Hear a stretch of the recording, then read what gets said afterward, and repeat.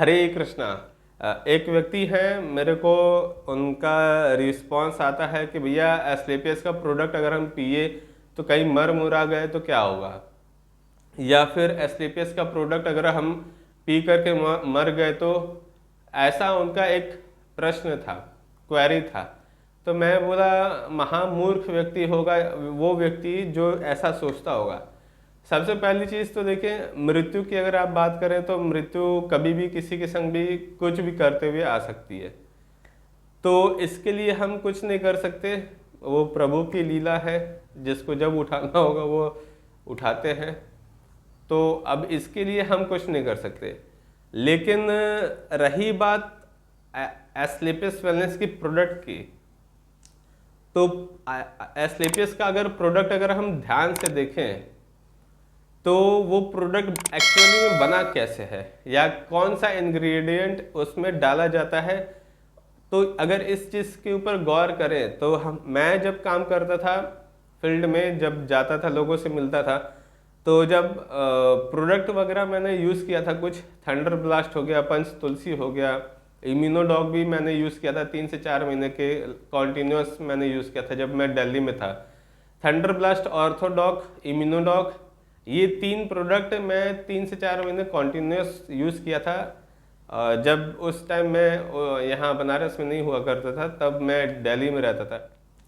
लेकिन फिर जब बनारस आने के बाद फिर पंच तुलसी वगैरह मैंने 1 साल तक यूज़ किया था। उसके बाद कई सारे एक प्रोडक्ट आता है उसको भी मैंने यूज़ किया था, वो भी बहुत ही टेस्टी प्रोडक्ट है। आप चाहें तो उसको ले करके इस्तेमाल कर सकते हैं, मैंने वीडियो भी उसका बना रखा है। इन जितने भी प्रोडक्ट के नाम मैंने आपको बताए मैं सब यूज़ कर चुका हूँ। डाइबोडॉक है तो डायबिटीज़ मेरे को नहीं थी तो मैं खुद नहीं यूज़ किया था, अपने ही घर में किसी को यूज़ करवाया था। दूसरी चीज़, कार्डियोडॉक भी मैंने यूज़ करवाया था अपने रिलेशन में, तो उनको एक फाइल में रिस्पॉन्स अच्छा आ गया था। तो ये सारी चीज़ें मैंने यूज़ किया और कराया, तो प्रभु की कृपा से अभी तक मैं बचा हुआ हूँ। तो उस प्रोडक्ट में तो ऐसा कोई कमी मैंने देखा नहीं जिसकी वजह से ऐसा बहुत बड़ा समस्या है कि भाई कि कोई आयुर्वेद खा करके मर जाए, ऐसा कभी आपने सुना है क्या? तो ऐसा जितने भी लोग अपना इंश्योरेंस बेचने के लिए या एलआईसी बेचने के लिए आपको मूर्ख बनाने वाले हैं, तो ऐसे मूर्ख बनाने वाले लोगों से बच करके रहिएगा, क्योंकि ऐसे लोग न जाने क्या क्या बोल देते हैं। अपना बेचने के चक्कर में तुम दूसरे का क्यों खराब कर रहे हो या फिर खराब क्यों बोल रहे हो? नहीं बोलना चाहिए। अपने अपने अपने प्रोडक्ट और अपने कंपनी से मतलब रखो, सिंपल सा चीज़ है। अगर हम ऐसा कहते हैं तो मूर्खता वाली बात है। सिंपल सी चीज़, एक उदाहरण के तौर पे मैं आप लोगों को समझाता हूँ कि आयुर्वेद खा करके लोगों की जान बचती है, न कि जान मरती है या फिर वो मरते हैं, ऐसा नहीं है। कैसे? रामायण में जब राम जी और लक्ष्मण जी युद्ध कर रहे थे रावण की सेना से, तो उस टाइम मेघनाथ ने लक्ष्मण जी को मूर्छित कर दिया था।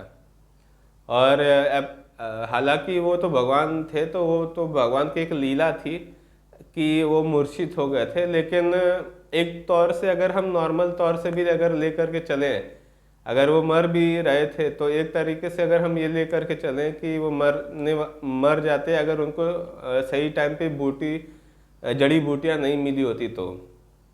लेकिन हालांकि ये भगवान के लेवल की बात है, तो भगवान कभी मरते नहीं हैं, वो थे हैं और हमेशा रहेंगे, वो बस प्रकट और अप्रकट होते हैं।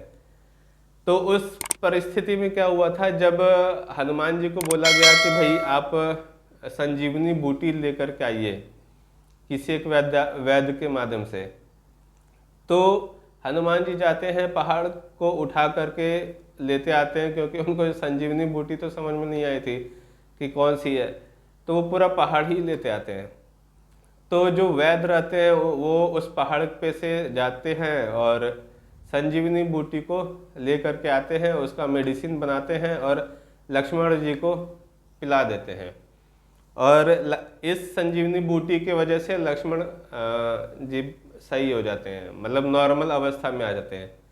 जो व्यक्ति डेड होने वाला था लेकिन वो संजीवनी बूटी या आयुर्वेदिक जड़ी बूटी ले करके यूज़ करके सही हो गया, बच गया। तो अब बताइए, ये तो शास्त्रों में भी हमारे उदाहरण है कि हमें आयुर्वेद का ही आइटम खाना चाहिए, या फिर भोजन में कुछ खा रहे हैं या फिर जड़ी बूटी में हमें लेनी चाहिए। आयुर्वेदिक चीज़ें कभी नुकसान नहीं करती, या कभी ऐसा नहीं होता कि हम उसको खा करके मर जाएं, ऐसा कभी नहीं होता।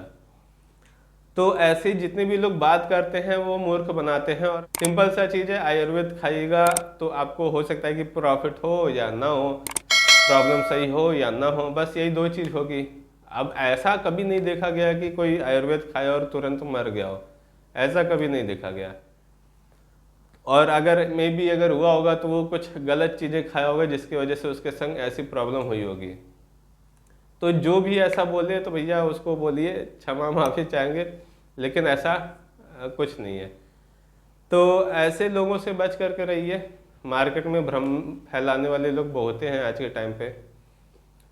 तो ये जो एस्क्लेपियस वेलनेस का प्रोडक्ट है, ये भी पूरे के पूरे आयुर्वेदिक प्रोडक्ट है, तो इसमें कोई हानि नहीं है। एस्क्लेपियस का की क्या बात करें, जितने भी MLM की आयुर्वेदिक कंपनी है जो जेन्यून तरीके से काम करती हैं, वो सारी MLM की कंपनियां जो आयुर्वेदिक बेस पे हैं, अच्छी प्रोडक्ट्स हैं, कोई दिक्कत नहीं है, खाइए, यूज़ कीजिए। बस ये हो सकता है कि फ़ायदा करे या ना करे, लेकिन ऐसा कहीं नहीं हो सकता कि भैया कोई खा करके मर मुरा जाए, ऐसा कभी नहीं होता। ये रामायण का भी एक एग्जांपल मैंने आपको बता दिया, तो आप बेहिचक यूज़ कर सकते हैं प्रोडक्ट। तो ऐसे नीच किस्म के लोगों से बच करके रहिएगा जो इन सारी चीज़ों को प्रमोट करते हैं। ये वीडियो अगर आपको पसंद आए तो ज़्यादा से ज़्यादा शेयर करिए इसको, ताकि मुझे भी मोटिवेशन मिले और आप लोगों के लिए बहुत अच्छा वीडियो बनाने के लिए। और ज़्यादा से ज़्यादा इसको लाइक कीजिए, और ज़्यादा से ज़्यादा लोगों से इस चैनल को सब्सक्राइब भी करवाइए और ख़ुद भी करिए। तो ये टोटल वीडियो थी। तो मिलते हैं नेक्स्ट वीडियो में फिर किसी नए टॉपिक के साथ। तब तक के लिए good bye, thank you, Hare Krishna.